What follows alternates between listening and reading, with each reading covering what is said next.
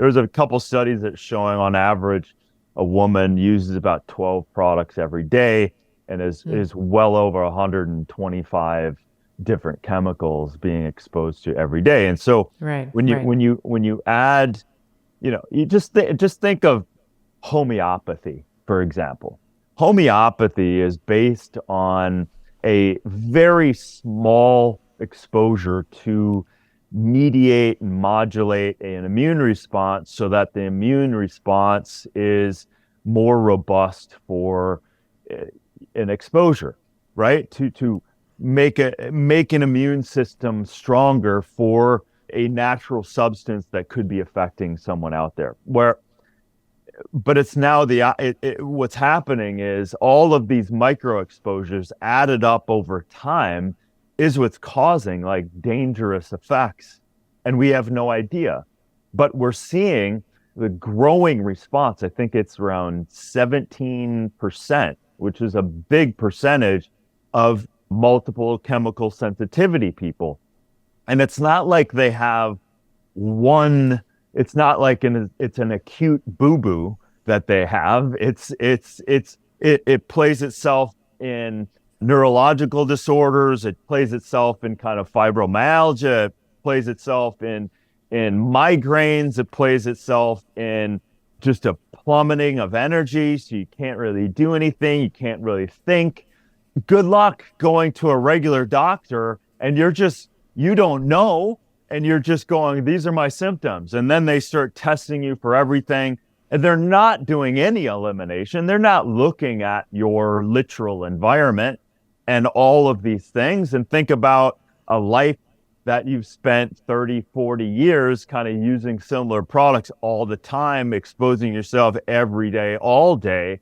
Not to mention your secondary skin, which is your home and your cleaning products and your paints and your perfumes and your fire retardants and your mattresses and all of that stuff.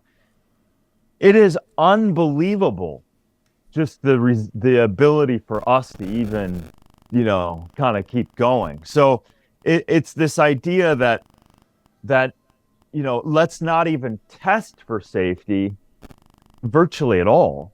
That this delusion that the FDA, the USDA, the FCC, you name it, NIH, all this stuff. Let's write an article about it. Let's say, hey, yeah, it's a probable carcinogen. It's connected to this disorder and that disorder, but let's not really regulate anything, which is the just the alarming thing. Like I remember reading articles about, call it PFAS, and science articles, and then I'd come and see literally on the FDA page writing like, the probable carcinogenic activity and the endocrine disrupting. And they're just like, it's almost like, what do you mean? You're writing this out. You're literally talking about this, and there's no regulation. So people have to understand that the FDA has no ability currently to regulate any of this stuff. There's no supplement that's ever been FDA approved. There's no,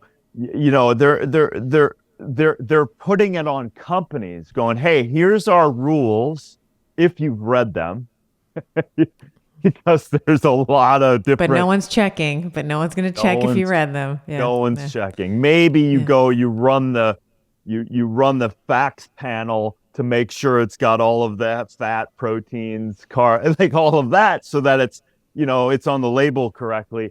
But they're leaving it on these companies to do. So yeah, essentially, you can put whatever you want in a tube, sell it as the greatest shampoo or lotion, and market it to the insecurities of people, and then come to find out. Like I remember when I was writing the book, I think it was like, I'm gonna get the name wrong, but it was like something like Sun Country orange juice. Number one, it didn't have orange juice in Oh, I it. remember this. It was Yeah, it Sunny was Orange or Sunny, something. something like that. And it was, Yeah. I think it was a derivative of the Coca-Cola company owned it. And Sunny it, Delight. I think of Sunny Delight. I yeah, I think that's think what you're it's right. called. Sunny Yeah. Delight. And Yeah. it had north of 100 different phthalates in it. Or Hmm. no, excuse me, PFAS in it. And So PFAS, just in case we haven't defined it, I think we did, but right, just in case, these are forever chemicals. You forever cannot chemicals. methylate them. You cannot. There's no half life. They are there. They are there, and they There. stay there. Yeah. So let's set that up a little bit because that's a big one. And let's just give a tiny little history because there's too much history. We've played with these before, right? So we used to use DDT as a pesticide and herbicide, and we banned it in I think it was 72 or 70, 1972 or 74, and we banned it. And guess what?